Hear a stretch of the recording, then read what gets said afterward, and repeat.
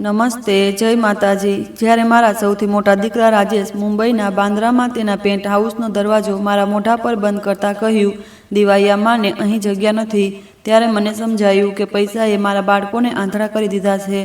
મારા હાથમાં એક નાની બેગ હતી જેમાં બસ થોડા કપડાં અને મારા પતિ મોહનની એક તસવીર હતી।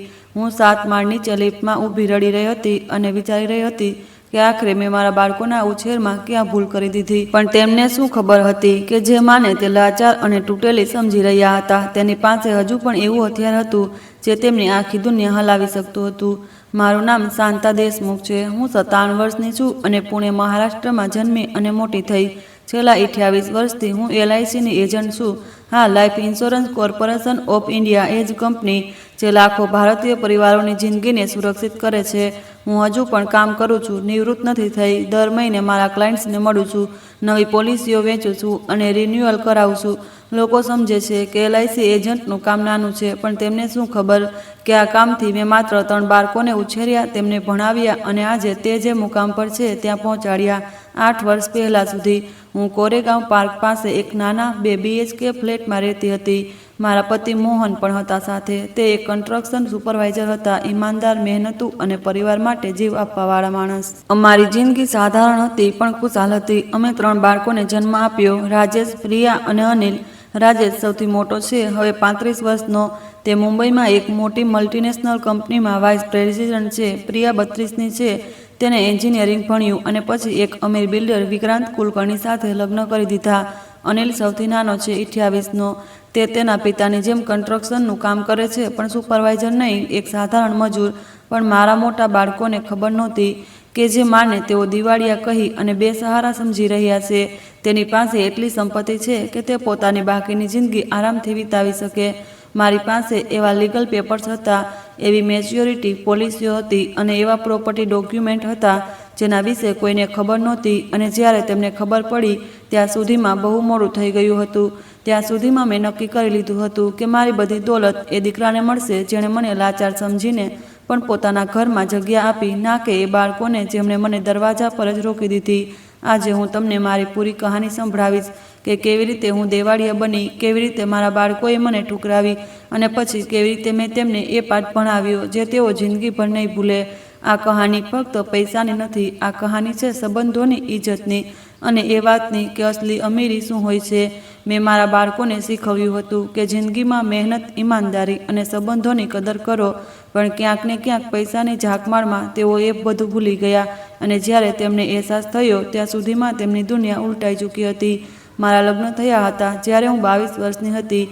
એ જમાનામાં છોકરીઓના લગ્ન જલ્દી થઈ જતા હતા। મોહન મારા પિતાજીના મિત્રના દીકરા હતા। પહેલીવાર જ્યારે મેં તેમને જોયા હતા એક ફેમિલી ફંક્શનમાં, તો તે બહુ શરમાળ લાગતા હતા। લાંબા, સાવડા અને ચહેરા પર હંમેશા એક સ્મિત। મારા પિતાજીએ તેમની સાથે વાત કરી અને 3 મહિના પછી અમારા લગ્ન થઈ ગયા। લગ્ન બહુ સાધારણ હતા, પુણેના એક નાના હોલમાં 50 લોકોની મહેફિલ। પણ તે દિવસ મારી જિંદગીના સૌથી સુંદર દિવસોમાંનો એક હતો। લગ્ન પછી અમે એક 1 BHKના ભાડાના ફ્લેટમાં રહેવા લાગ્યા, ગણેશ પેટ પાસે। મોહન કન્સ્ટ્રક્શન સાઇટ પર સુપરવાઇઝરનું કામ કરતા હતા। તેમનો પગાર સારો નહોતો, મહિનાના 5000, પણ અમે ખુશ હતા। હું ઘર સંભાળતી હતી અને મોહન સવારે 6 વાગ્યે નીકળી જતા હતા સાઇટ પર। સાંજે જ્યારે તે થાક્યા પાક્યા ઘરે આવતા તો હું તેમના માટે ગરમ ગરમ જમવાનું બનાવતી, દાળ ભાત, રોટલી અને ક્યારેક ક્યારેક સ્પેશિયલ ઓકેઝન પર મટન। તે મારા હાથનું બનાવેલું જમવાનું બહુ પસંદ કરતા હતા। 1 વર્ષ પછી રાજેશનો જન્મ થયો। તે દિવસ મને આજે પણ યાદ છે। ફેબ્રુઆરીની ઠંડી સવાર અને મોહન હોસ્પિટલની બહાર બેચેનીથી ટહેલી રહ્યા હતા। જ્યારે ડૉક્ટરે જણાવ્યું કે અમારો દીકરો થયો છે તો મોહનની આંખોમાં આંસુ આવી ગયા। તેમણે મારા કપાળને ચૂમ્યું અને કહ્યું, શાંતા, તમને મને દુનિયાની બધી ખુશી આપી દીધી છે। રાજેશને ખોળામાં લઈને મને લાગ્યું જાણે મારી જિંદગી પૂરી થઈ ગઈ। 3 વર્ષ પછી પ્રિયા આવી। તે રાજેશથી બિલકુલ અલગ હતી, શાંત, જીદ્દી પણ બહુ હોશિયાર। મોહન બંને બાળકોને બહુ પ્રેમ કરતા હતા। તે વીકેન્ડ પર તેમને પાર્ક લઈ જતા, આઈસ્ક્રીમ ખવડાવતા અને ક્યારેક ક્યારેક રવિવારે અમે બધા સાથે શનિવારવાળા જોવા જતા। પૈસા ઓછા હતા પણ પ્રેમ અને ખુશીઓ બહુ હતી।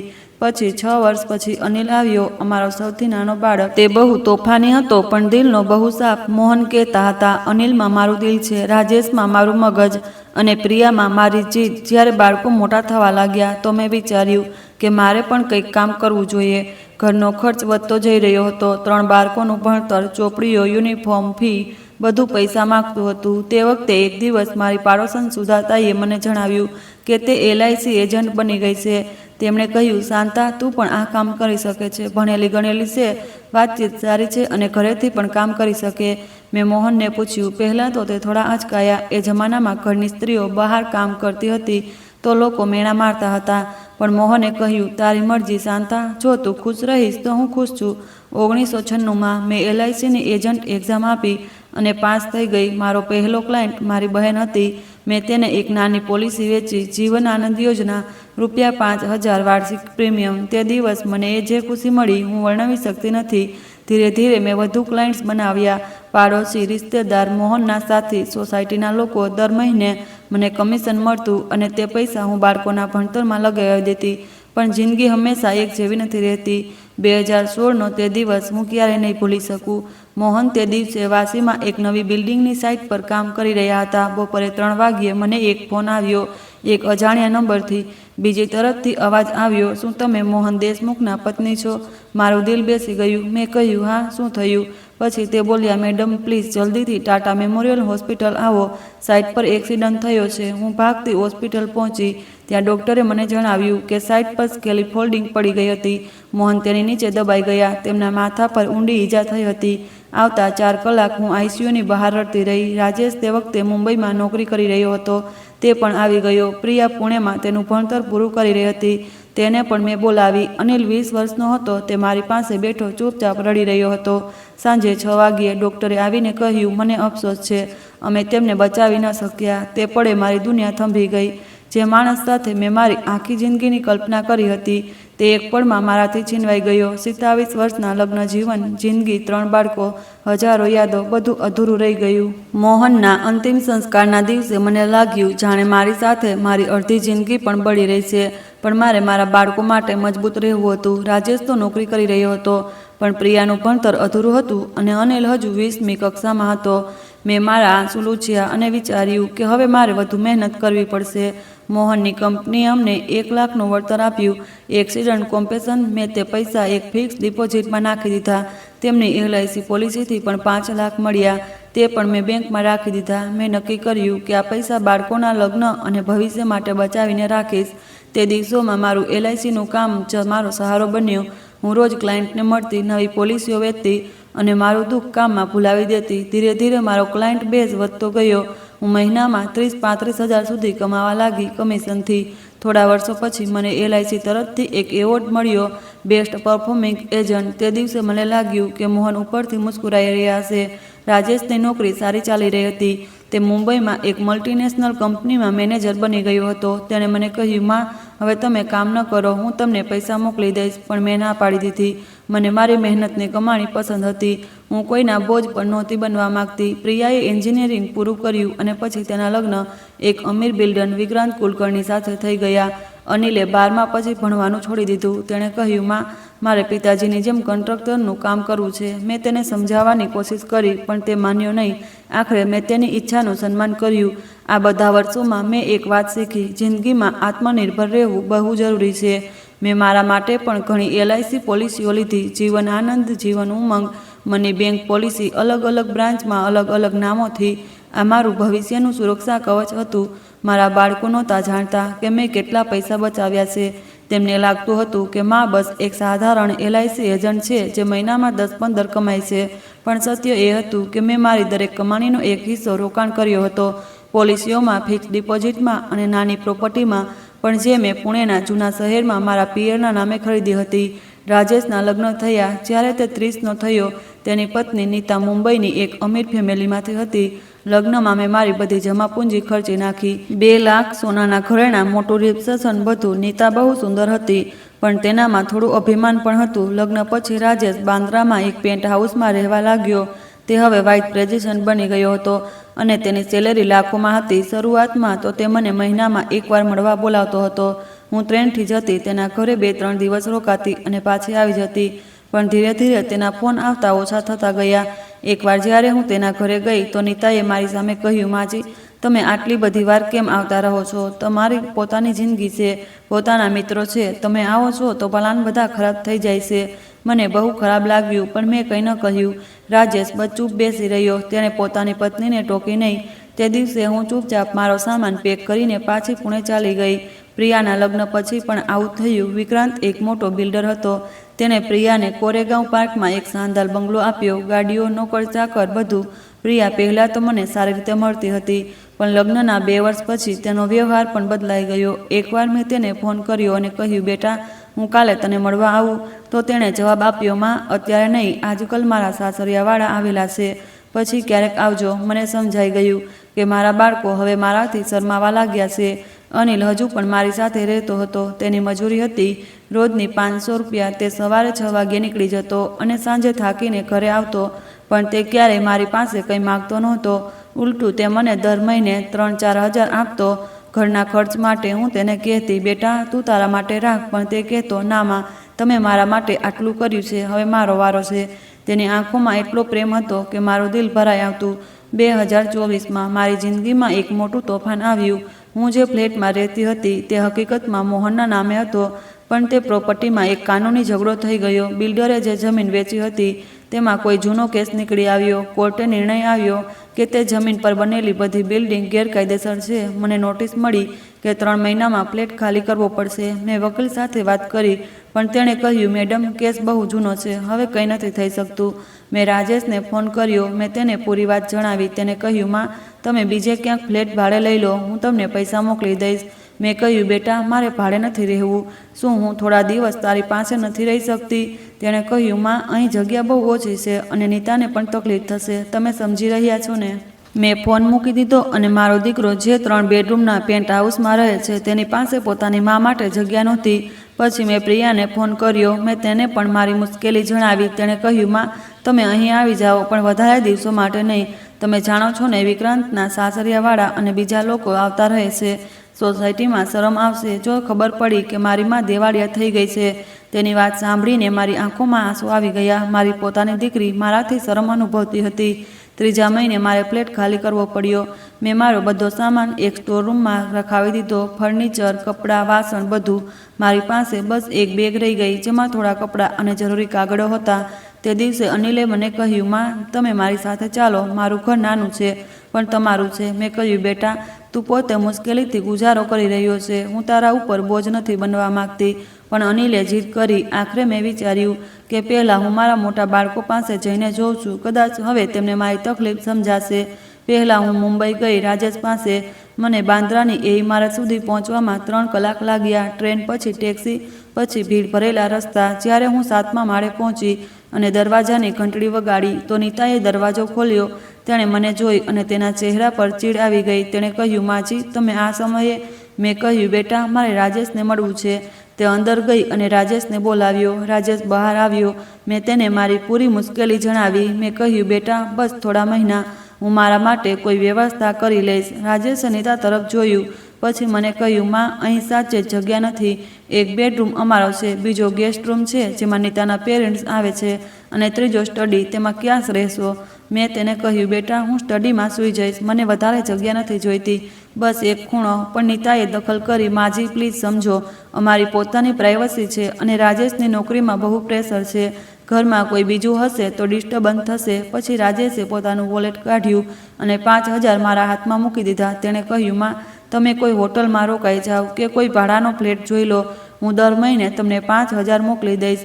મેં એ પૈસાને જોયા. 5000. મારા દીકરાએ જે મહિનાના 3 લાખ કમાય છે, પોતાની માને 5000 આપ્યા અને કહ્યું કે હું હોટલમાં રહું.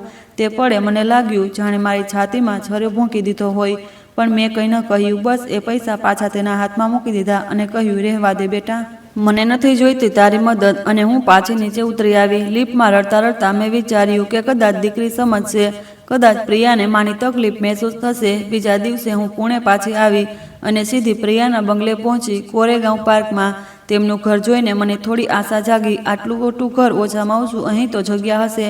મેં ગેટ પર ઘંટડી વગાડી. એક નોકરે દરવાજો ખોલ્યો અને મને અંદર બોલાવી. પ્રિયા ડ્રોઈંગ રૂમમાં બેઠી હતી પોતાની બેનપણીઓ સાથે. તે બધા ફેન્સી કપડામાં હતા, ડિઝાઇનર સાડીઓ અને ભારેખમ ઘરેણાં.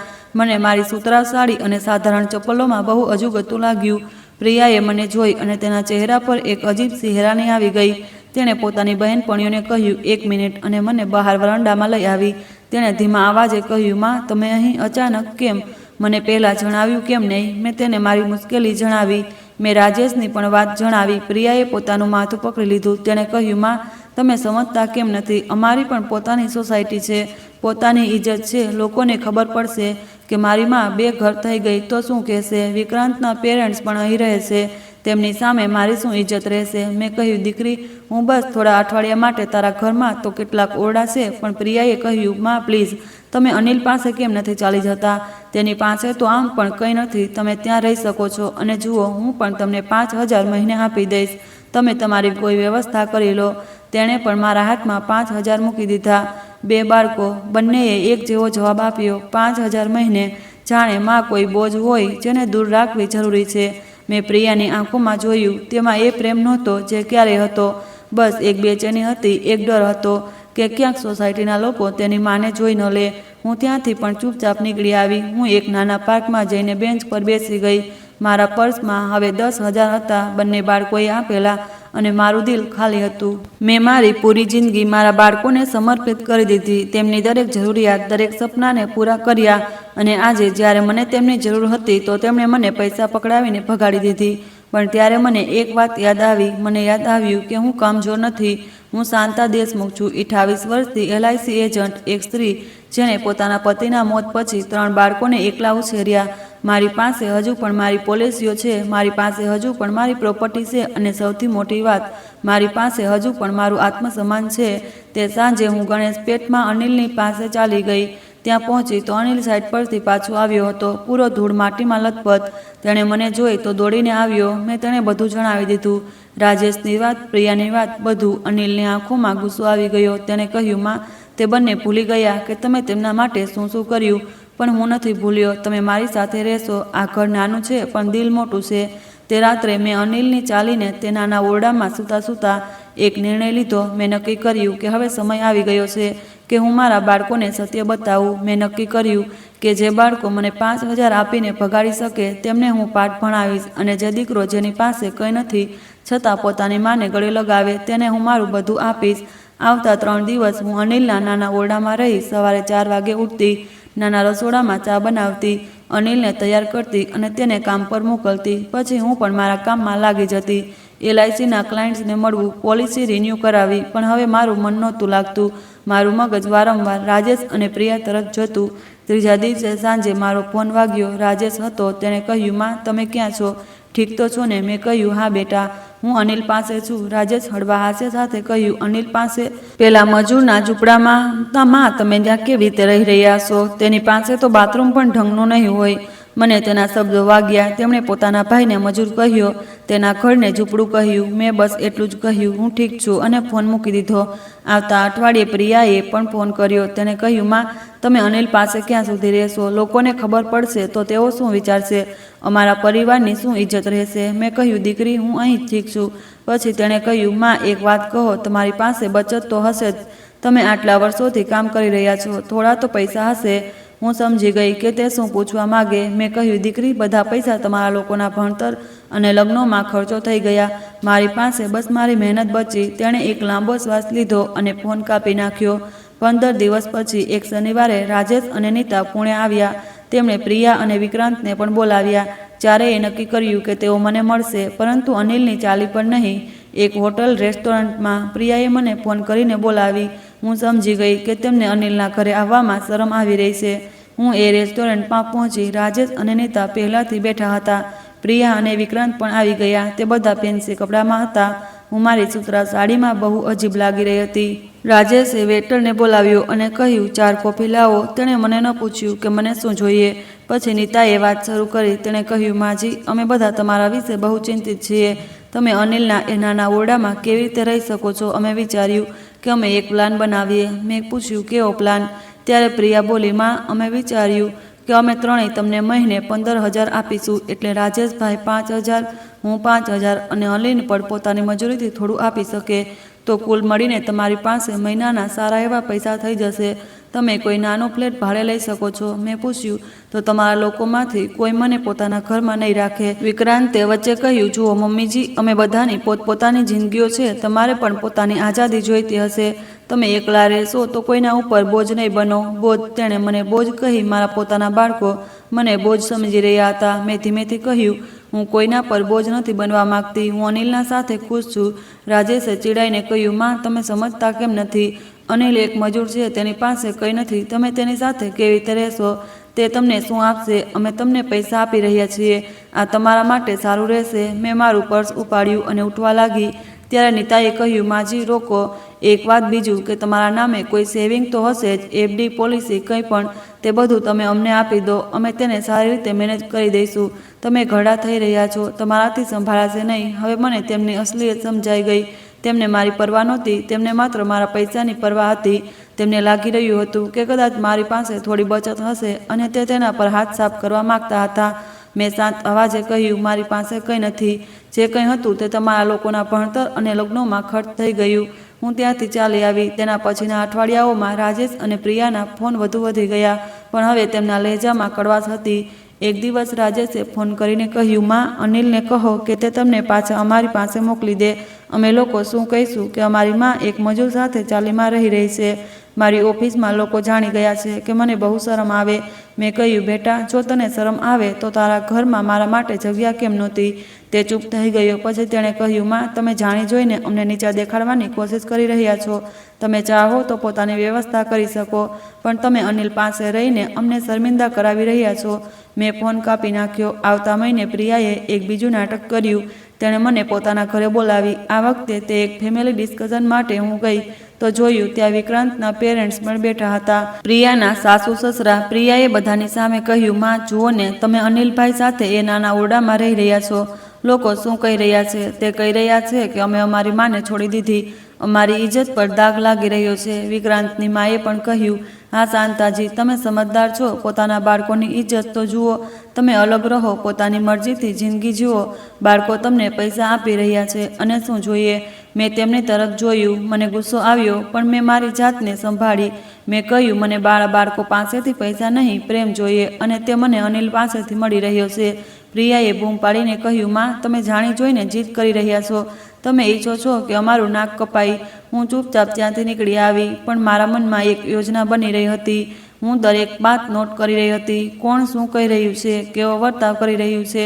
હું જાણતી હતી કે જલ્દી તે દિવસ આવશે જ્યારે મારે સત્ય સામે રાખવું પડશે. 2 મહિના પછી એક એવી ઘટના બની. હું મારી એક જૂની ક્લાયન્ટ્સને મળવા ગઈ હતી. તે કોરેગાંવ પાર્કમાં જ રહેતી હતી. જ્યારે હું ત્યાંથી પાછી આવી રહી હતી તો અચાનક પ્રિયાની ગાડી મારી સામે ઊભી રહી. પ્રિયા અને વિક્રાંત બંને ઉતર્યા. પ્રિયાએ મને જોઈ અને બોલી, માં, તમે અહીં શું કરી રહ્યા છો? મેં કહ્યું, દીકરી, હું એક ક્લાયન્ટને મળીને આવી રહી હતી. વિક્રાંતે ટોણો માર્યો. ક્લાયન્ટ? હવે પણ તમે કામ કરી રહ્યા છો? આ ઉંમરમાં લોકો શું કહેશે? મેં શાંતિથી કહ્યું, હું હજુ પણ LIC એજન્ટ છું. આ મારી ઓળખ છે. પ્રિયાએ કહ્યું, માં, છોડો આ બધું. તમે આ ઉંમરમાં રસ્તાઓ પર ભટકી રહ્યા છો. અમારા માટે આ બહુ શરમની વાત છે. અનિલભાઈને કહો કે તે તમને કોઈ ઓલ્ડ એજ હોમમાં મૂકી દે. ત્યાં તમને સારી સુવિધાઓ મળશે. Old age home? મારી પોતાની દીકરી મને ઓલ્ડ એજ હોમ મોકલવાની વાત કરી રહી હતી. મારી આંખોમાં આંસુ આવી ગયા, પણ મેં તેમને રોકી લીધા. મેં કહ્યું, તારી મરજી દીકરી, અને ત્યાંથી ચાલી આવી. તે રાત્રે હું અનિલની ચાલી પર પાછી ફરી તો મારું દિલ બહુ ભારે હતું. અનિલે મને પરેશાન જોઈ તો પૂછ્યું, માં, શું થયું? મેં તેને બધું જણાવી દીધું. અનિલનો ચહેરો ગુસ્સાથી લાલ થઈ ગયો. તેણે કહ્યું, માં, કાલે હું દીદી સાથે વાત કરીશ. આ શું બદતમીજી છે?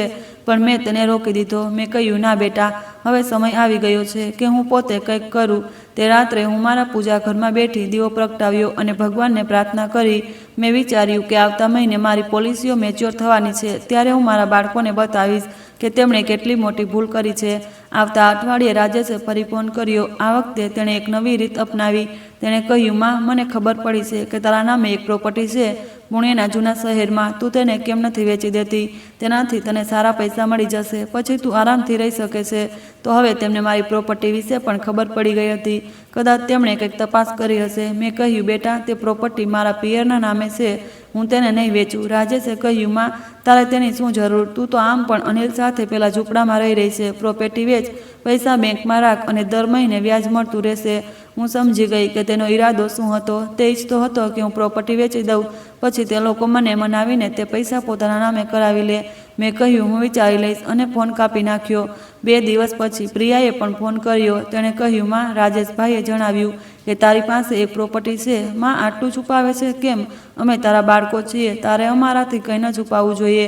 મેં કહ્યું, દીકરી, તે મારી અંગત વસ્તુ છે. પ્રિયાએ કહ્યું, માં, જો તું ઈચ્છે તો તે પ્રોપર્ટી અમારા ત્રણેયના નામે ટ્રાન્સફર કરી દે, પછી અમે બધા તેને સંભાળી લઈશું. તારે ટેન્શન નહીં લેવું પડે. હવે મને સાફ દેખાઈ રહ્યું હતું.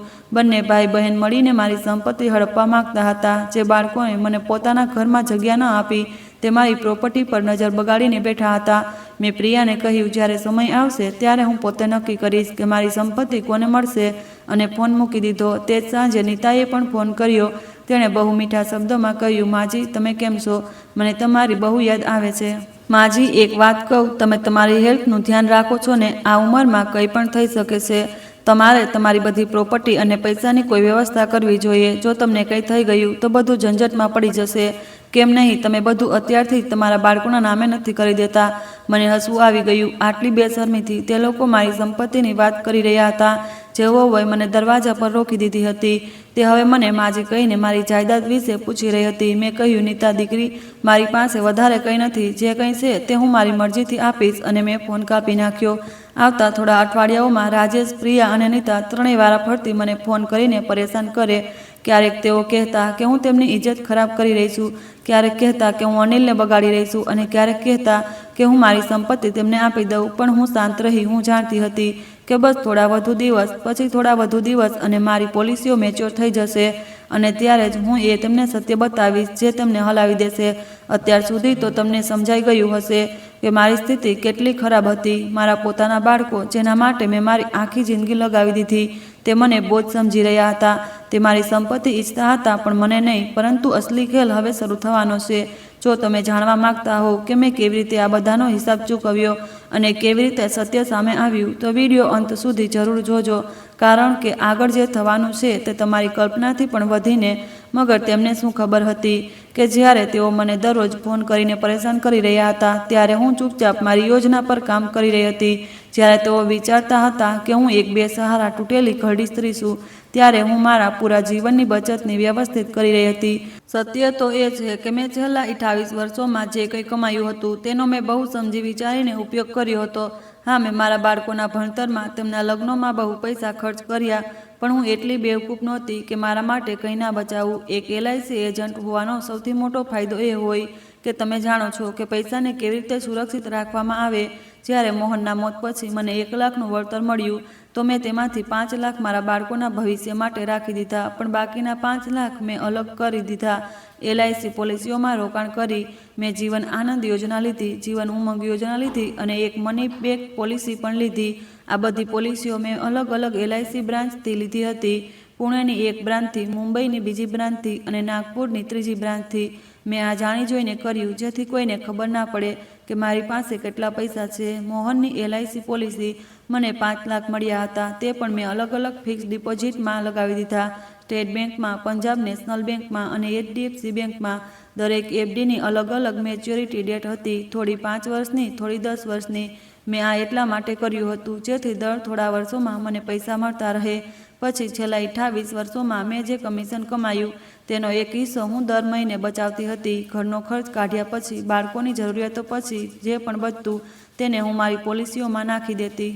ધીરે ધીરે આ રકમ વધતી ગઈ. આજે જ્યારે હું હિસાબ લગાવું છું તો પામું છું કે મારી પાસે કુલ 5 કરોડની LIC પોલિસી છે, બધી અલગ અલગ બ્રાન્ચમાં, બધી અલગ અલગ મેચ્યોરિટી ડેટ પર. અને સૌથી મોટી વાત, મારી પાસે પુણેના જૂના શહેરમાં એક કોમર્શિયલ પ્રોપર્ટી છે. આ પ્રોપર્ટી મેં 15 વર્ષ પહેલાં ખરીદી હતી, જ્યારે પુણેમાં રિયલ એસ્ટેટ બહુ સસ્તી હતી. તે વખતે મેં મારી બચતથી 1 લાખ આપીને એક નાની દુકાન ખરીદી હતી, પણ મેં તેને મારા પિયરના નામે રજીસ્ટર કરાવી હતી, શાંતા વર્માના નામે, ના કે શાંતા દેશમુખના નામે. આજે તે પ્રોપર્ટીની કિંમત 18 લાખ છે.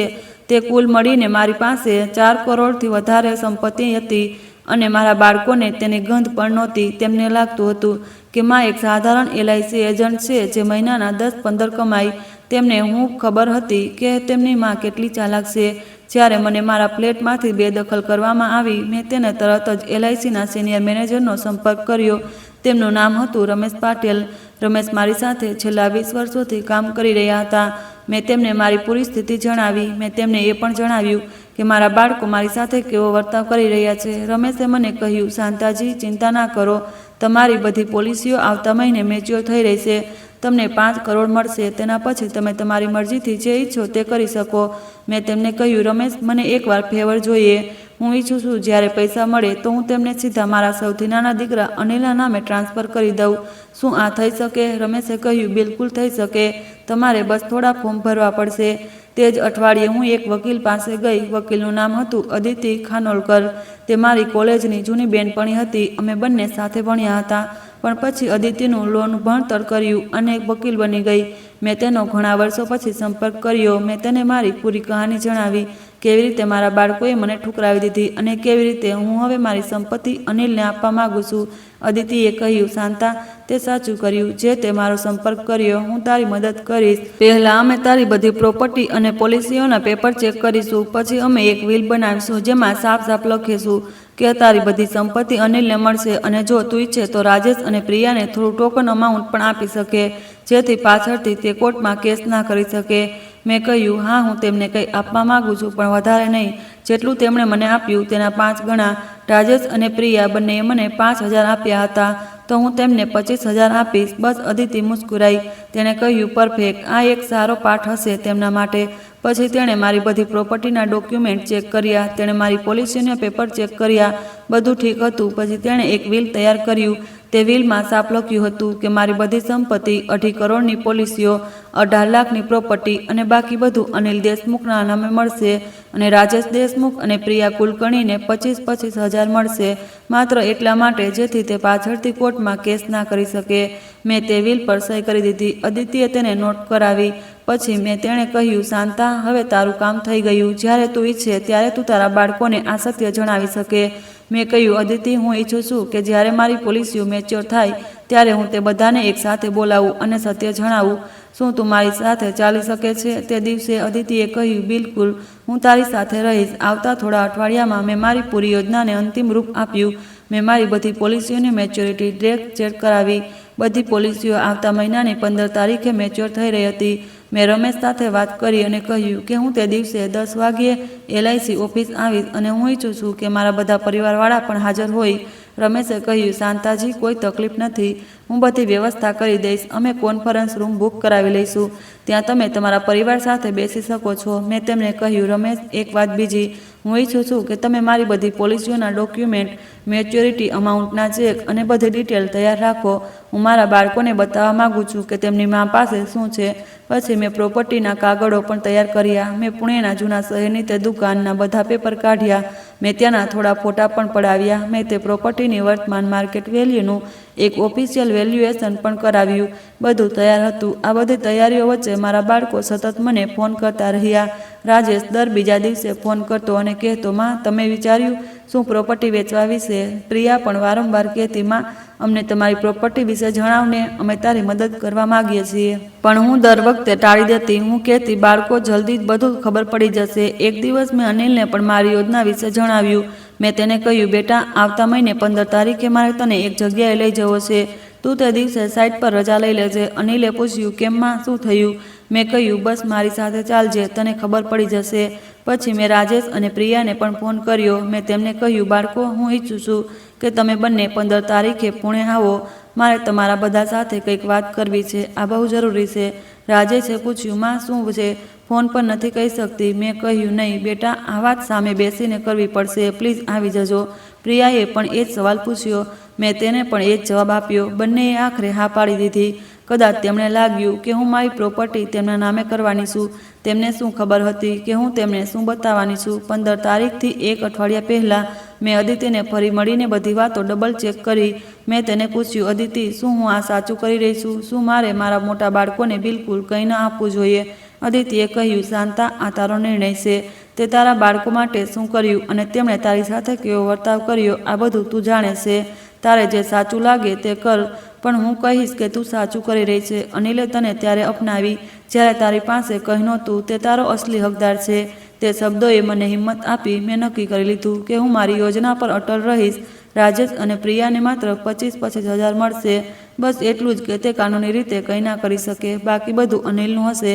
આખરે 15 તારીખ આવી ગઈ. હું સવારે જલ્દી ઉઠી, નાહી ધોઈને એક સાફ સાડી પહેરી. મેં મારા પૂજા ઘરમાં દીવો પ્રગટાવ્યો અને ભગવાનને પ્રાર્થના કરી, હે ભગવાન, આજનો દિવસ બહુ મહત્વપૂર્ણ છે. મને શક્તિ આપો કે હું સાચો નિર્ણય લઈ શકું અને મારા બાળકોને સમજ આપો કે તેમણે શું ભૂલ કરી છે. 9 વાગ્યે અનિલ તૈયાર થઈ ગયો. મેં તેને કહ્યું, ચાલ બેટા. અમે બંને રિક્ષામાં બેસીને LICની ઓફિસ પહોંચ્યા. ઓફિસ પુણેના શિવાજીનગર વિસ્તારમાં હતી. જ્યારે અમે ત્યાં પહોંચ્યા તો રમેશ પાટીલ પહેલાંથી હાજર હતા. તેમણે મને જોઈ અને મુસ્કુરાયા. તેમણે કહ્યું, શાંતાજી, બધી તૈયારી થઈ ગઈ છે. કોન્ફરન્સ રૂમમાં બધા ડોક્યુમેન્ટ રાખ્યા છે. 10 વાગ્યે રાજેશ અને નીતા આવી ગયા. તેમના ચહેરા પર એક અજીબ સી ઉત્સુકતા હતી. રાજેશે પૂછ્યું, માં, અમે LIC ઓફિસમાં કેમ છીએ? મેં કહ્યું, બેટા, બસ થોડીવાર થોભો, પ્રિયાને આવવા દો. થોડીવાર પછી પ્રિયા અને વિક્રાંત પણ આવી ગયા. હવે બધા લોકો હાજર હતા. મેં રમેશને કહ્યું, ચાલો શરૂ કરીએ. અમે બધા કોન્ફરન્સ રૂમમાં ગયા. ત્યાં એક મોટું ટેબલ હતું અને તેના પર ઢગલાબંધ કાગળો રાખ્યા હતા. એક ખૂણામાં અદિતિ પણ બેઠી હતી. રાજેશ અને પ્રિયાએ તેમને જોઈ અને એકબીજા તરફ જોયું. તેમને સમજાતું નહોતું કે આ બધું શું થઈ રહ્યું છે.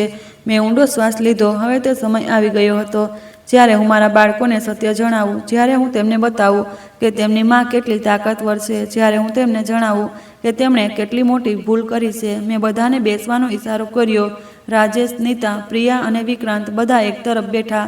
અનિલ મારી બાજુમાં બેઠો. રમેશ પાટીલ અને અદિતિ ખાનોલકર સામેની તરફ હતા. રૂમમાં એક અજીબ સી ખામોશી હતી. રાજેશ અને પ્રિયાના ચહેરા પર ઉત્સુકતા હતી, જેમ કે તેઓ વિચારી રહ્યા હોય કે આજે કંઈક મોટું થવાનું છે. મેં બોલવાનું શરૂ કર્યું. મેં કહ્યું, બાળકો, મેં તમને બધાને અહીં એટલે બોલાવ્યા કારણ કે મારે તમારાથી કંઈક બહુ જરૂરી વાતો કરવી છે. છેલ્લા 3 મહિનામાં બહુ કંઈક થયું. હું દેવાળિયા થઈ ગઈ, બેઘર થઈ ગઈ અને મને મારા બાળકોના દરવાજા પર ધક્કા ખાવા પડ્યા. રાજેશે વચ્ચે બોલવા ઈચ્છ્યું, પણ મેં તેને રોકી દીધો. મેં કહ્યું, પ્લીઝ, પહેલાં મને બોલવા દે. મેં આગળ કહ્યું, જ્યારે હું રાજેશના ઘરે ગઈ તો તેણે મને 5000 આપ્યા અને કહ્યું કે હું કોઈ હોટલમાં રહું. જ્યારે હું પ્રિયા પાસે ગઈ તો તેણે કહ્યું કે સોસાયટીમાં શરમ આવશે જો ખબર પડી કે મારી માં બેઘર છે. તમે બંનેએ મને તમારા ઘરમાં જગ્યા ન આપી. તમે મને બોજ સમજી. પ્રિયાએ કહેવા ઈચ્છ્યું કંઈક, પણ મેં તેને રોકી દીધી. મેં કહ્યું, અનિલે જે એક સાધારણ મજૂર છે, જેની પાસે પોતાના માટે માંડ કંઈક છે, તેણે મને પોતાના નાના ઓરડામાં જગ્યા આપી. તેણે મને પ્રેમ આપ્યો, ઇજ્જત આપી. તમે બંનેએ તેને મજૂર કહીને મજાક ઉડાવી, પરંતુ તેણે તમારા બંનેથી વધારે ઇન્સાનિયત દેખાડી. રાજેશ હવે બેચેન થઈ ગયો. તેણે કહ્યું, માં, આ બધી વાતો પછી પહેલાં એ કહો કે અમે અહીં કેમ છીએ? આ LIC ઓફિસમાં આ બધા કાગળો શું છે? મેં મુસ્કુરાતા કહ્યું, બેટા, બસ થોડી ધીરજ રાખો. અત્યારે બધું ખબર પડી જશે. મેં રમેશ તરફ જોયું. રમેશે એક ફાઇલ ખોલી અને મારી સામે રાખી દીધી. તે ફાઇલમાં મારી બધી LIC પોલિસીના ડોક્યુમેન્ટ હતા. રમેશે કહ્યું, શાંતાજી, તમારી બધી પોલિસીઓ આજે મેચ્યોર થઈ ગઈ છે.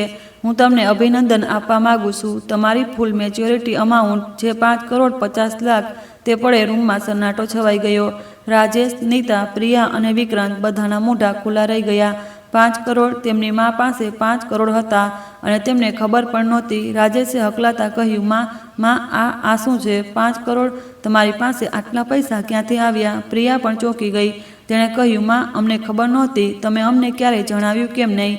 મેં શાંત અવાજે કહ્યું, કારણ કે હું જાણતી હતી કે જો મેં તમને જણાવ્યું તો તમે મારા પૈસાની પાછળ પડી જશો. અને જુઓ, હું ખોટી નહોતી. જેમ જ તમને મારી પ્રોપર્ટી વિશે થોડી ગંધ આવી, તમે બંનેએ મને તેને વેચવા માટે કહેવાનું શરૂ કરી દીધું. નીતાએ વચ્ચે કહ્યું, માજી, અમારો મતલબ એવો નહોતો. અમે તો તમારી ભલાઈ માટે વિચારી રહ્યા હતા. મેં તેની તરફ જોયું અને કહ્યું, મારી ભલાઈ? તમે મને પોતાના ઘરમાં પણ ન રાખી અને હવે તમે મારી ભલાઈની વાત કરી રહ્યા છો. અદિતિએ હવે વાત કરી. તેણે કહ્યું, હું અદિતિ ખાનોલકર છું, શાંતાજીની વકીલ. મને આપ સૌને કંઈક જણાવવું છે. શાંતાજીએ પોતાની બધી સંપત્તિનું એક વસિયત બનાવ્યું છે. તે વસિયત મુજબ તેમની બધી સંપત્તિ, 5 કરોડની પોલિસીઓ, 18 લાખની પ્રોપર્ટી અને બાકી બધું અનિલ દેશમુખને મળશે. રાજેશ અને પ્રિયાનો ચહેરો સફેદ પડી ગયો. રાજેશે બૂમ પાડતા કહ્યું, શું બધું અનિલને? અમને કંઈ નહીં. માં, આ શું મજાક છે?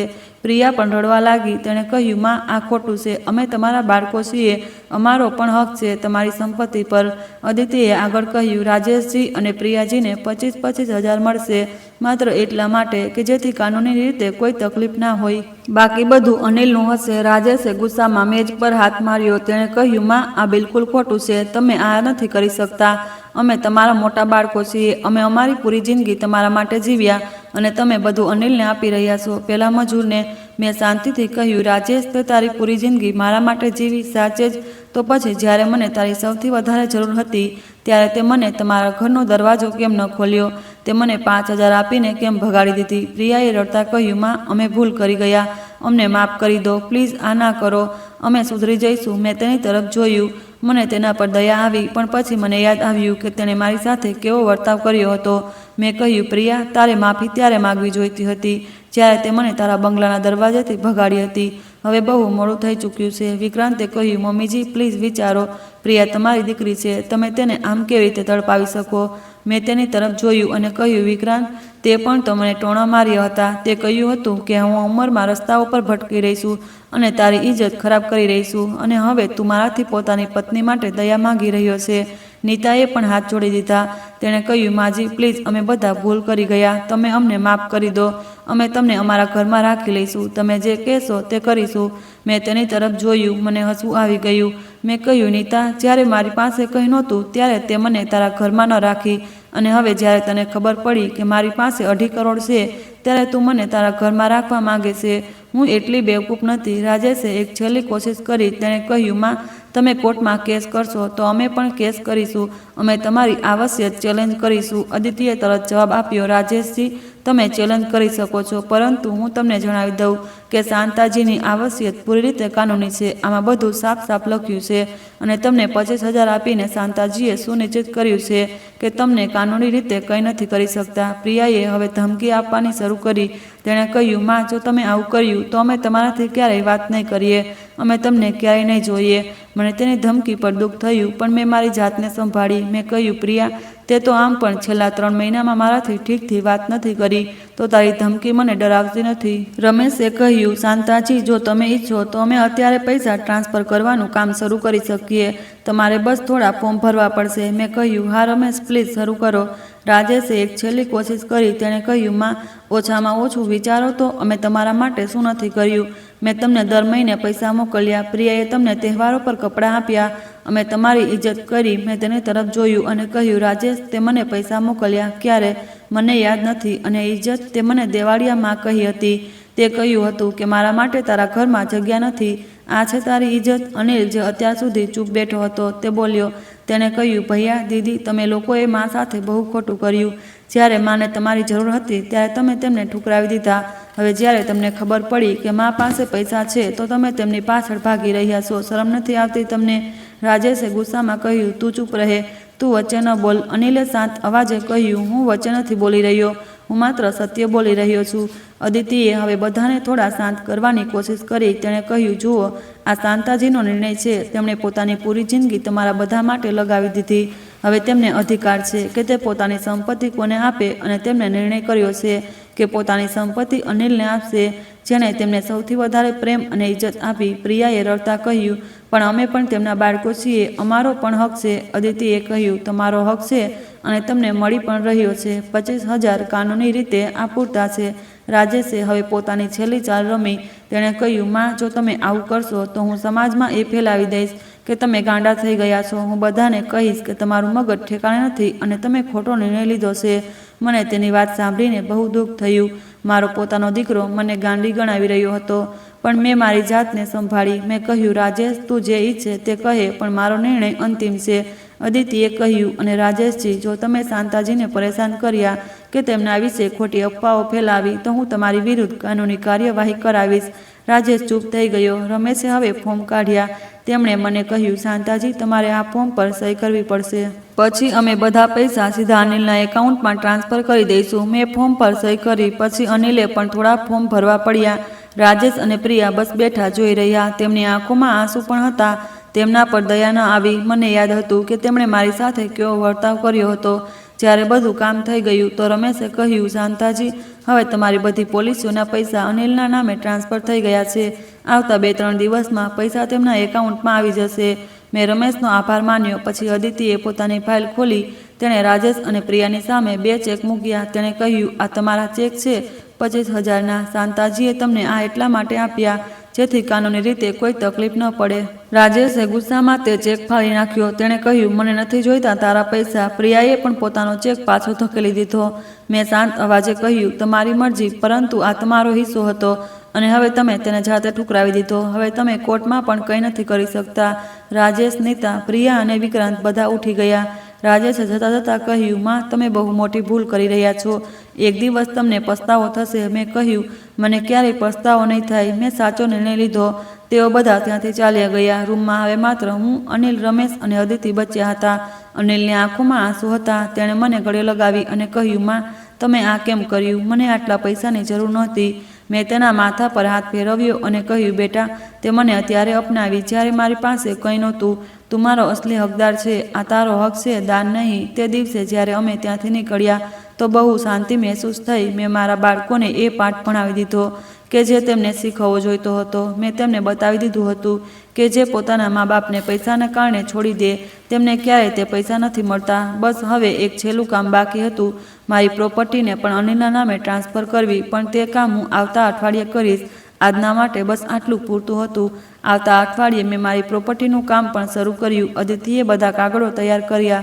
પુણેના જૂના શહેરમાં જે કોમર્શિયલ પ્રોપર્ટી હતી તેને પણ અનિલના નામે ટ્રાન્સફર કરવાની પ્રોસેસ શરૂ થઈ ગઈ. રજિસ્ટ્રી ઓફિસમાં જઈને બધા કાગળો દાખલ કરવામાં આવ્યા. 1 મહિનાની અંદર તે પ્રોપર્ટી પણ અનિલની નામે થઈ. આ દરમિયાન રાજેશ અને પ્રિયાએ મને ઘણીવાર ફોન કર્યા.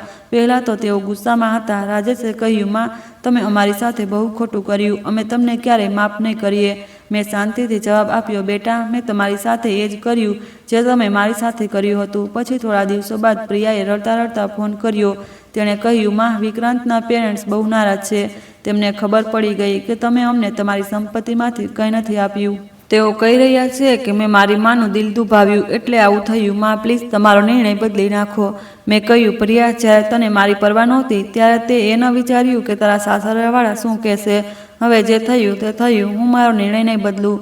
એક દિવસ નીતાએ પણ ફોન કર્યો. તેણે બહુ મીઠા શબ્દોમાં કહ્યું, માજી, પ્લીઝ સમજો. રાજેશ બહુ પરેશાન છે. તેમની ઓફિસમાં બધાને ખબર પડી ગઈ કે તમે બધી સંપત્તિ અનિલને આપી દીધી. લોકો ટોણા મારી રહ્યા છે. માજી, ઓછામાં ઓછો થોડો હિસ્સો તો રાજેશને આપી દો. મેં કહ્યું, નીતા, જ્યારે તે મને તારા ઘરમાં ન રાખી ત્યારે તને લોકોની પરવા નહોતી. હવે થઈ રહી છે તો મારો શું વાંક? ધીરે ધીરે રાજેશ અને પ્રિયાને સમજ આવવા લાગી કે હું મારો નિર્ણય નહીં બદલું. ત્યારે તેમણે પોતાની રણનીતિ બદલી. રાજેશે એક દિવસ મને ફોન કરીને કહ્યું, માં, ઠીક છે, તમે જે ઈચ્છો તે કરો, પરંતુ ઓછામાં ઓછું અમને મળતા તો રહો. તમે અમારી માં છો. અમે તમને પ્રેમ કરીએ છીએ. અમે તેની વાતો પર વિશ્વાસ ન કર્યો. મેં કહ્યું, રાજેશ, તને મારાથી પ્રેમ છે. જ્યારે હું બેઘર હતી ત્યારે તને પ્રેમ નહોતો. હવે જ્યારે તને ખબર છે કે હું તને કંઈ નહીં આપું ત્યારે તને પ્રેમ થઈ રહ્યો છે. રાજેશે કહ્યું, ના માં, અમને સાચે જ અમારી ભૂલનો અહેસાસ થઈ ગયો છે. પ્લીઝ અમને એક તક આપો. પણ મેં તેમને કોઈ તક ન આપી. હું જાણતી હતી કે તેઓ માત્ર દેખાવો કરી રહ્યા છે. તેમને આશા હતી કે કદાચ હું પીગળી જાઉં અને મારો નિર્ણય બદલી નાખું. પણ હું એટલી કમજોર નહોતી. પછી એક દિવસ એક વિચિત્ર ઘટના બની. હું અનિલના ઘરમાં હતી. સાંજે દરવાજા પર દસ્તક થઈ. મેં દરવાજો ખોલ્યો તો જોયું કે બહાર રાજેશ અને પ્રિયા ઊભા હતા. તેમણે પોતાના હાથમાં ફૂલોના ગુચ્છા પકડેલા હતા. રાજેશે કહ્યું, માં, અમે તમને મળવા આવ્યા છીએ. પ્લીઝ અમને અંદર આવવા દો. હું થોડી હેરાન થઈ ગઈ પણ મેં તેમને અંદર આવવા દીધા. અનિલ પણ ત્યાં જ હતો. રાજેશ અને પ્રિયાએ મારા પગે લાગ્યા. પછી રાજેશે કહ્યું, માં, અમને અમારી ભૂલોનો અહેસાસ થઈ ગયો છે. અમે તમારી સાથે બહુ ખોટું કર્યું. અમે માફી માંગવા આવ્યા છીએ. પ્રિયાએ પણ રડતા રડતા કહ્યું, માં, અમે બહુ ખરાબ બાળકો નીકળ્યા. અમને માફ કરી દો. અમે સુધરી જઈશું. અમે તમારી પાસે ફરીથી પ્રેમથી વર્તીશું. મેં તેમની તરફ જોયું. તેમની આંખોમાં આંસુ હતા પણ મને ન લાગ્યું કે તે સાચા આંસુ છે. મને લાગ્યું કે તેઓ માત્ર એક નાટક કરી રહ્યા છે. મેં શાંત અવાજે પૂછ્યું, રાજેશ, પ્રિયા, સાચું કહો, તમે અહીં કેમ આવ્યા છો? રાજેશે કહ્યું, માં, અમે સાચે જ માફી માંગવા આવ્યા છીએ. અમને ખબર છે કે અમે ભૂલ કરી પણ હવે અમે સુધારવા માગીએ છીએ. મેં કહ્યું, અને જો હું મારો નિર્ણય ન બદલું, જો હું હજુ પણ મારી સંપત્તિ અનિલને જ આપું, ત્યારે પણ તમે મને પ્રેમ કરશો? રાજેશ થોડો અચકાયો. પછી તેણે કહ્યું, હા માં, ત્યારે પણ અમને તમારી સંપત્તિ નથી જોઈતી, અમને બસ તમે જોઈએ. મને તેની વાત પર વિશ્વાસ ન થયો. મેં કહ્યું, ઠીક છે, તો પછી હું એક કામ કરું છું, હું મારી પ્રોપર્ટી પણ અનિલના નામે ટ્રાન્સફર કરી દઈશ અને પછી જોઉં છું કે તમે સાચે જ મને પ્રેમ કરો છો કે નહીં. પ્રિયાનો ચહેરો બદલાઈ ગયો. તેણે કહ્યું, માં, તમે અમારી પરીક્ષા લઈ રહ્યા છો. મેં કહ્યું, ના દીકરી, હું તો બસ સત્ય જાણવા માગું છું. રાજેશે કહ્યું, માં, ઠીક છે, તમે જે ઈચ્છો તે કરો, પણ અમને મળતા રહો. તમે અમારાથી દૂર નથી રહી શકતા. પણ તેમની આંખોમાં જે જૂઠ હતું તે હું જોઈ શકતી હતી. મને ખબર હતી કે તેઓ માત્ર મારા પૈસાની પાછળ છે. અનિલ પણ તેમને શંકાની નજરથી જોયો. તેણે કહ્યું, ભૈયા, દીદી, તમે લોકો બહુ મોડા આવ્યા છો. માને હવે તમારા માફીની જરૂર નથી. રાજેશે ગુસ્સાથી કહ્યું, તું વચ્ચે ન બોલ. આ અમારા અને માની વચ્ચેની વાત છે. અનિલે શાંત અવાજે કહ્યું, જ્યારે માને તમારી સૌથી વધારે જરૂર હતી ત્યારે તમે ક્યાં હતા? હવે જ્યારે તેમણે પોતાનો નિર્ણય કરી લીધો ત્યારે તમે આવી ગયા. પ્રિયાએ કહ્યું, અનિલ, તું અમારી વિરુદ્ધ માને ભડકાવી રહ્યો છે. અનિલે કહ્યું, હું કોઈને નથી ભડકાવી રહ્યો, હું બસ સત્ય બોલી રહ્યો છું. રાજેશે કહ્યું, માં, જુઓ ને, અનિલ અમને તમારાથી દૂર કરી રહ્યો છે. મેં રાજેશને રોકતા કહ્યું, બસ કરો રાજેશ, અનિલ કંઈ ખોટું નથી કહી રહ્યો. તમે લોકો માત્ર દેખાવો કરી રહ્યા છો. તમને મારી પરવા નથી. તમને માત્ર મારા પૈસાની પરવા છે અને હું આ બહુ સારી રીતે સમજું છું. રાજેશનો ચહેરો લાલ થઈ ગયો. તેણે કહ્યું, ઠીક છે માં, અમે જઈ રહ્યા છીએ, પણ યાદ રાખજો, એક દિવસ તમને અમારી જરૂર પડશે ત્યારે અમે નહીં આવીએ. મેં કહ્યું, મને તારી જરૂર પહેલાં પણ નહોતી પડી અને આગળ પણ નહીં પડે. મારી પાસે અનિલ છે. પ્રિયાએ રડતા કહ્યું, માં, તમે અમારાથી બહુ વધારે નફરત કરો છો. મેં કહ્યું, ના પ્રિયા, હું તારાથી નફરત નથી કરતી, હું બસ નિરાશ છું. મેં તમને બહેતર ઇન્સાન બનાવવાની કોશિશ કરી, પણ કદાચ હું નિષ્ફળ રહી.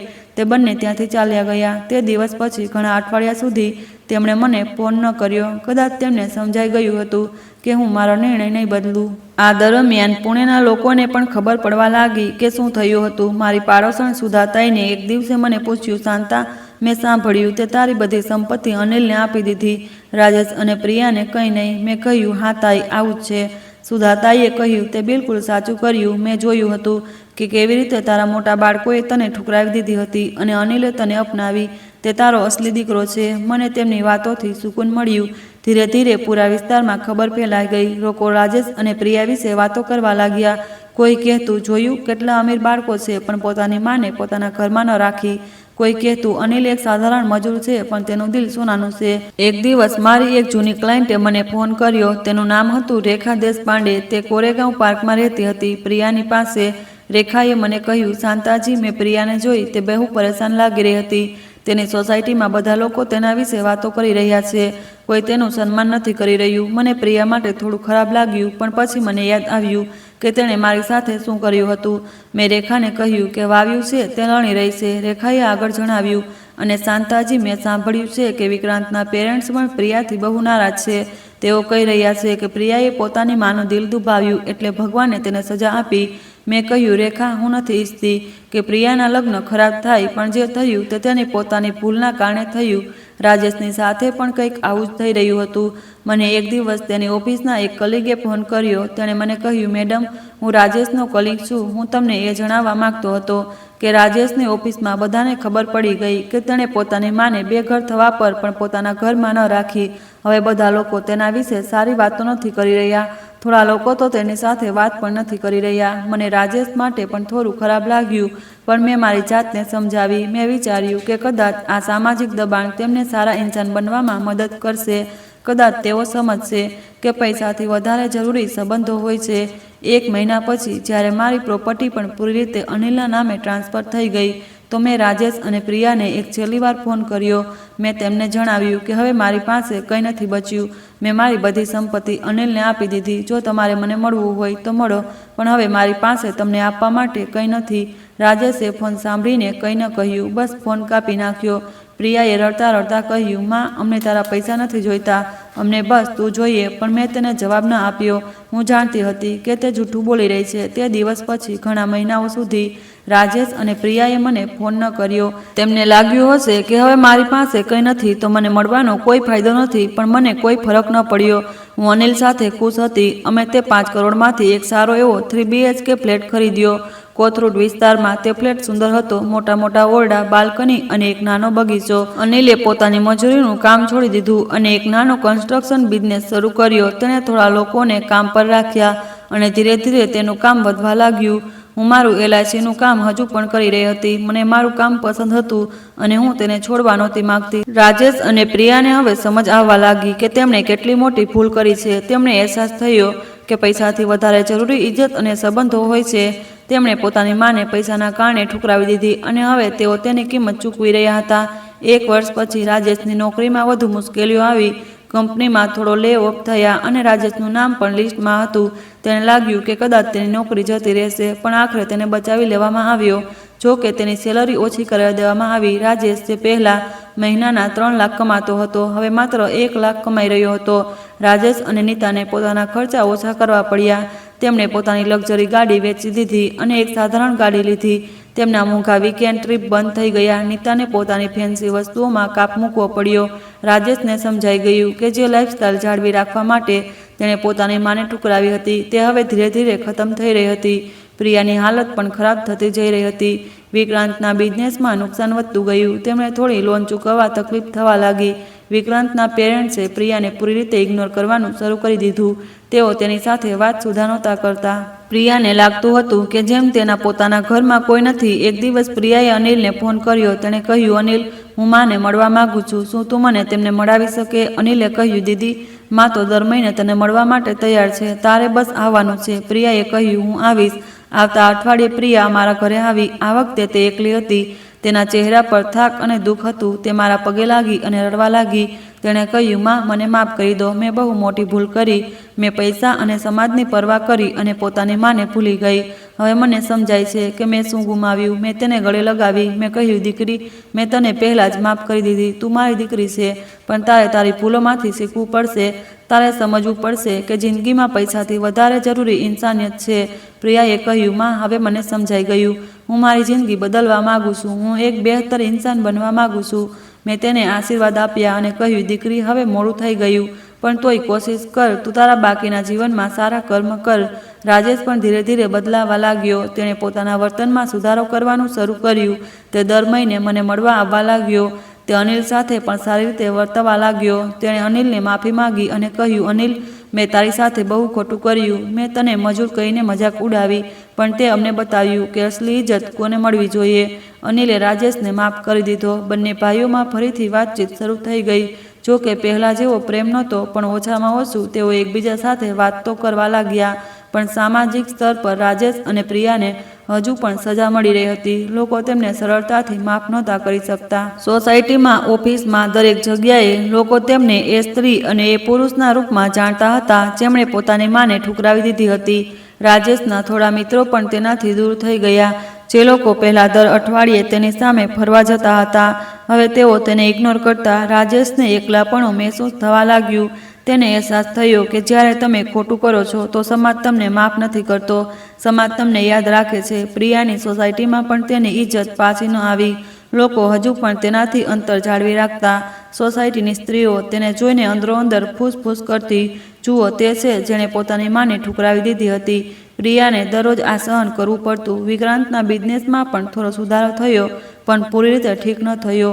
થોડા ક્લાયન્ટ પાછા આવ્યા, પણ થોડા હંમેશા માટે ચાલ્યા ગયા.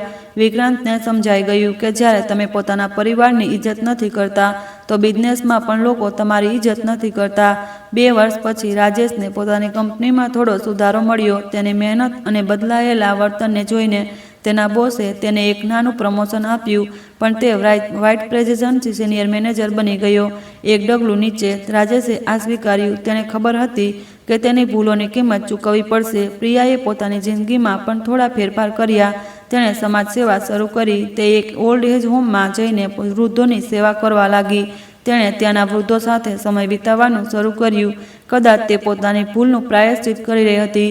કદાચ તે એ વૃદ્ધોમાં પોતાની માને જોઈ રહી હતી. ધીરે ધીરે, બહુ ધીરે ધીરે રાજેશ અને પ્રિયાની જિંદગીમાં થોડો સુધારો આવવા લાગ્યો, પણ તેઓ ક્યારેય પોતાની જૂની ઇજ્જત પાછી ન મેળવી શક્યા. લોકોની નજરમાં તેઓ હંમેશા એ લોકો બની રહ્યા જેમણે પોતાની માને ઠુકરાવી દીધી.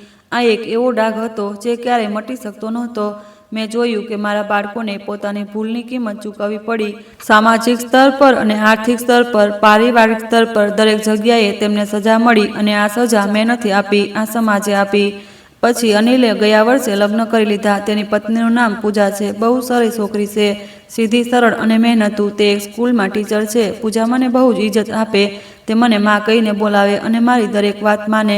મને તેનાથી બહુ પ્રેમ છે. હવે અમારું ઘર 3 લોકોનું છે. હું, અનિલ અને પૂજા. અમે ત્રણેય બહુ ખુશ છીએ. સવારે વહેલા પૂજા અને હું સાથે રસોડામાં કામ કરીએ છીએ. તે મારી પાસેથી જમવાનું બનાવતા શીખે અને હું તેને મારા અનુભવ જણાવું. સાંજે અમે ત્રણેય સાથે બેસીને છીએ અને વાતો કરીએ. આ પળ મારા માટે બહુ કિંમતી છે. ક્યારેક ક્યારેક રાજેશ અને પ્રિયા પણ મળવા આવે. હવે તેઓ મહિનામાં એકવાર જરૂર આવે છે. તેમનું વર્તન બદલાઈ ગયું. તેઓ હવે વર્તનમાં વિનમ્ર છે, વધારે સમજદાર. તેઓ અનિલ અને પૂજા સાથે પણ સારી રીતે વાત કરે છે. પણ હું જાણું છું કે પૂરી રીતે ભરોસો કરવામાં હજુ સમય લાગશે. મેં મારી જિંદગીમાં એક નવો શોખ પણ શરૂ કર્યો, બાગકામ. મારા ફ્લેટમાં એક નાનો બગીચો છે. મેં ત્યાં તુલસી, ગુલાબ અને થોડા શાકભાજીના છોડ વાવ્યા છે. સવારે વહેલા એ છોડને પાણી આપવું અને તેમની દેખભાળ કરવી મને બહુ સારું લાગે અને મને આ શાંતિ આપે. મેં એક બીજું કામ શરૂ કર્યું. હવે હું બીજી સ્ત્રીઓને પણ સલાહ આપું છું, ખાસ કરીને એ સ્ત્રીઓને જે મારી જેવી મુશ્કેલીઓમાંથી પસાર થઈ રહી છે. ઘણીવાર મારી પાસે એવી સ્ત્રીઓ આવે જેમના બાળકોએ તેમને ઠુકરાવી દીધી. હું તેમને મારી કહાની સંભળાવું છું અને તેમને હિંમત આપું. હું તેમને જણાવું છું કે જિંદગીમાં આત્મનિર્ભર રહેવું કેટલું જરૂરી છે. હું અવારનવાર એક ઓલ્ડ એજ હોમમાં પણ જાઉં. ત્યાં એ જે વૃદ્ધ લોકો પોતાના બાળકોની દૂર રહે છે, હું તેમને મળું છું. તેમની વાતો સાંભળું છું. મને તેમનામાં મારો ભૂતકાળ દેખાય છે. એ ભૂતકાળ જ્યારે હું પણ બેસહારા હતી. પણ હું ભાગ્યશાળી હતી કે મારી પાસે અનિલ હતો. એ લોકો એટલા ભાગ્યશાળી નથી. મારી તબિયત પણ સારી છે. હું દરરોજ સવારે અડધો કલાક ચાલવા જાઉં છું. પાસે જ એક નાનો પાર્ક છે. ત્યાં ઘણા બધા વૃદ્ધ લોકો આવે છે. અમે બધા સાથે બેસીએ છીએ, વાતો કરીએ છીએ, હસીએ છીએ. આ મારા દિવસની શરૂઆતને વધુ સારી બનાવે છે. હું મારા માટે થોડી નવી સાડીઓ પણ ખરીદીશું. પહેલાં હું હંમેશા સાધારણ સુતરાઉ સાડીઓ પહેરતી હતી, પણ હવે હું ક્યારેક ક્યારેક રેશમી કે શિફોનની સાડીઓ પણ પહેરું છું. મને સારું લાગે છે. મેં મારા માટે થોડા સારા ઘરેણાં પણ ખરીદ્યા. આ મારા પોતાના પૈસાથી ખરીદ્યા છે, મારી મહેનતથી. દર 3 મહિને એકવાર હું અને અનિલ ક્યાંક ફરવા જઈએ છીએ. ગઈ વખતે અમે લોકો ગોવા ગયા હતા. દરિયો જોવા બહુ સારો લાગ્યો. મેં મારી જિંદગીમાં પહેલીવાર દરિયો જોયો. અનિલે ઘણી બધી તસવીરો ખેંચી. તે તસવીરો હવે મારા ડ્રોઈંગ રૂમમાં લાગી છે. હું બહુ ખુશ છું. મારી જિંદગીમાં શાંતિ છે, સુકૂન છે. મને કોઈ વસ્તુની કમી નથી. મારી પાસે મારું ઘર છે, એક વહાલો દીકરો છે, એક સારી વહુ છે અને મારું કામ છે. મને બીજું શું જોઈએ? ક્યારેક ક્યારેક મને મોહનની યાદ આવે છે. હું વિચારું કે જો તેઓ હોત તો કેટલા ખુશ હોત. તેમને અનિલ પર બહુ ગર્વ હોત. હું દર અઠવાડિયે મોહનની તસવીર સામે દીવો પ્રગટાવું અને તેમની સાથે વાતો કરું છું. હું તેમને જણાવું છું કે અમારો દીકરો કેટલો સારો ઇન્સાન બની ગયો. હું મારી જિંદગીથી બહુ સંતુષ્ટ છું. મેં જે નિર્ણય લીધો હતો તે સાચો હતો. મેં મારી સંપત્તિ એ દીકરાને આપી જેણે મને લાચાર સમજીને પણ અપનાવી. અને આજે હું જોઈ રહી છું કે તે સંપત્તિ સાચા હાથમાં છે. અનિલ તેનો સાચો ઉપયોગ કરી રહ્યો છે, પોતાના બિઝનેસમાં, પોતાના પરિવારમાં અને સમાજમાં પણ. રાજેશ અને પ્રિયાની જિંદગી આજે પણ સંઘર્ષપૂર્ણ છે. તેમને પોતાની ભૂલોની કિંમત હજુ પણ ચૂકવવી પડી રહી છે. રાજેશ હવે પોતાની કંપનીમાં સિનિયર મેનેજર છે. તેની સેલેરી 1.5 લાખ મહિને છે, જે પહેલા 3 લાખ હતી. તેને પ્રમોશન નથી મળી રહ્યું. તેના જુનિયર તેનાથી આગળ નીકળી ગયા. રાજેશ દરરોજ ઓફિસ જાય છે, પણ હવે તેનામાં એ ઉત્સાહ નથી રહ્યો. તેને ખબર છે કે તેની ઇમેજ ખરાબ થઈ ચૂકી છે. રાજેશનું પેન્ટ હાઉસ હજુ પણ તેની પાસે છે, પણ તે તેને વેચવા વિશે વિચારી રહ્યો છે. બાંદ્રામાં રહેવું હવે મોંઘું થઈ રહ્યું છે. તેને પોતાના ખર્ચા મેનેજ કરવા મુશ્કેલી થાય છે. નીતા પણ હવે પહેલાં જેવી નથી રહી. તે અવારનવાર ઉદાસ રહે છે. તેમના લગ્નમાં હવે તે ખુશી નથી રહી. રાજેશ અને નીતાની વચ્ચે અવારનવાર ઝઘડા થાય છે. નીતા હજુ પણ રાજેશને ટોણા મારે છે. તે તારી માને ઠુકરાવી અને જુઓ હવે શું હાલત છે. રાજેશ ચૂપ રહી જાય. તેને ખબર છે કે નીતા ખોટું નથી કહી. રાજેશના મિત્રો પણ ઓછા થઈ ગયા. જે લોકો પહેલાં દર અઠવાડિયે તેની સાથે પાર્ટી કરતા હતા, હવે તેઓ તેનાથી અંતર જાળવી રાખે છે. રાજેશને એકલાપણું મહેસૂસ થાય છે. તેને લાગે છે જાણે તેની પૂરી દુનિયા સંકોચાઈ ગઈ છે. દર રાત્રે રાજેશને પસ્તાવો થાય. તે વિચારે છે કે જો તેણે પોતાની માને પોતાના ઘરમાં રાખી લીધી હોત તો આજે તેની જિંદગી કેવી હોત. કદાચ તેને પ્રમોશન મળી ગયું હોત. કદાચ તેના મિત્રો તેનાથી દૂર ન હોત. કદાચ નીતા તેનાથી પ્રેમથી વર્તતી. પણ હવે બહુ મોડું થઈ ગયું છે. રાજેશને એ પણ અહેસાસ થયો કે તેણે પોતાના નાના ભાઈ અનિલ સાથે કેટલું ખોટું કર્યું હતું. અનિલ, જેને તે મજૂર કહીને મજાક ઉડાવતો હતો, આજે તેનાથી વધારે ખુશ અને સફળ છે. અનિલ પાસે પોતાનો બિઝનેસ છે, પોતાનું ઘર છે અને સૌથી મોટી વાત, તેની પાસે માના આશીર્વાદ છે. રાજેશ પાસે શું છે? બસ પસ્તાવો. રાજેશ હવે પોતાની જિંદગીને સ્વીકારી લીધી. તે જાણે છે કે ભૂલ તેની હતી અને તે તેની કિંમત ચૂકવી રહ્યો છે. તે દર મહિને પોતાની માને મળવા આવે છે, તેમના પગે લાગે અને માફી માગે, પણ તે જાણે કે જે ખોવાઈ ગયું તે પાછું નહીં આવે. પ્રિયાની હાલત પણ સારી નથી. વિક્રાંતનો બિઝનેસ પહેલા જેવો નથી રહ્યો. થોડા મોટા ક્લાયન્ટ ચાલ્યા ગયા અને નવા ક્લાયન્ટ મળવામાં મુશ્કેલી થઈ રહી છે. વિક્રાંતને થોડું દેવું પણ ચૂકવવાનું છે. આર્થિક સ્થિતિ તણાવપૂર્ણ છે. પ્રિયાની સોસાયટીમાં હજુ પણ તેની ઇજ્જત પાછી નથી આવી. લોકો તેનાથી અંતર જાળવી રાખે. કીટી પાર્ટીમાં હવે તેને નથી બોલાવવામાં આવતી.